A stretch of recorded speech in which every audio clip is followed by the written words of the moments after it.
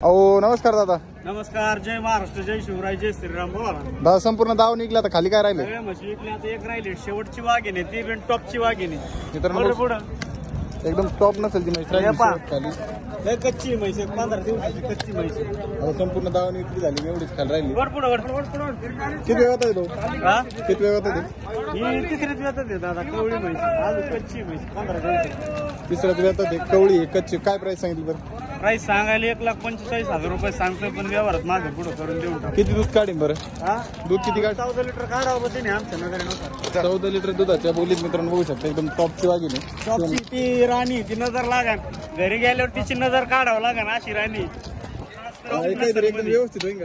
हा, व्यवस्थित होईन का रेट? होय ना, व्यवहारात मागं पुढं करून देऊन टाकू शेतकरी बांधव. मित्रांनो बघू शकता, म्हैस बघायलाच किती माणसं जमलो. एकदम चालू आहे तिचा व्यवहार, चालू आहे. हा. उरली तर उरण, नाही तर जाईन आज. असं आहे का? हा. बरं बरं चालतंय.